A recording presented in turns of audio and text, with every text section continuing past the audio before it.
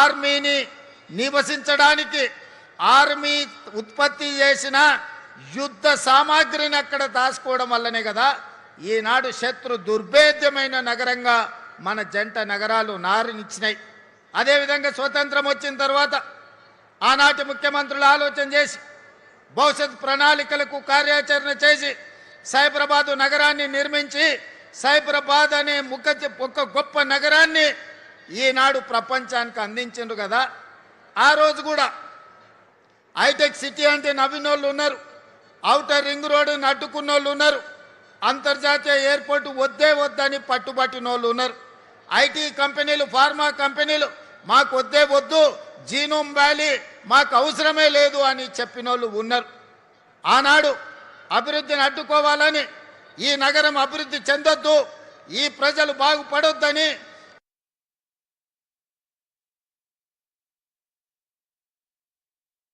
ఆనాడు కూడా కుట్రలు కుతంత్రాలు చేసి కడుపులో విషం, మూసిలో ఉన్న కాలుష్యానికంటే ఎక్కువగా పెట్టుకొని విషం జమ్మిన నాయకులు కూడా ఆనాడు ఉన్నారు.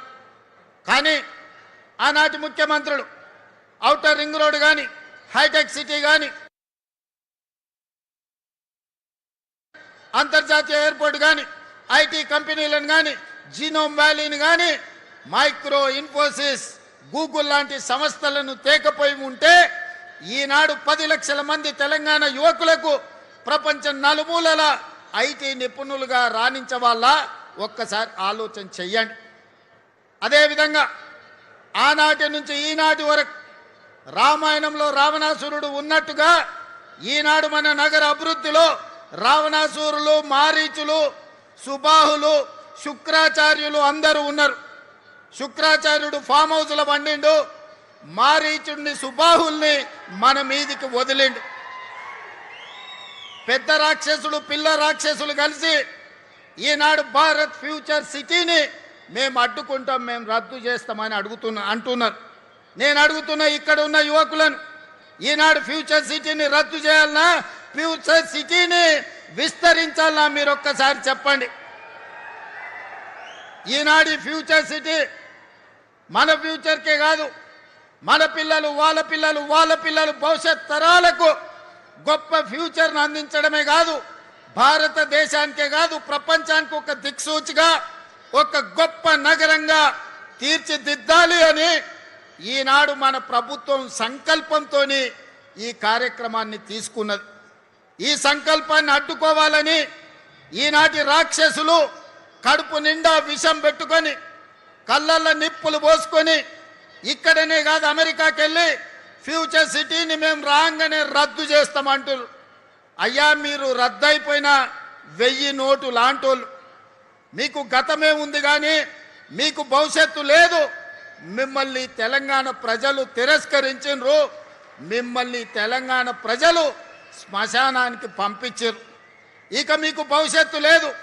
ఈ భవిష్యత్తు నగరాన్ని రద్దు చేస్తామంటే వచ్చేసారి ప్రతిపక్ష హోదా కూడా రాదు, ఈ ప్రాంత ప్రజలు బండకేసి కొడతారని ఈనాడు నేను చెప్పదలుచుకున్నా.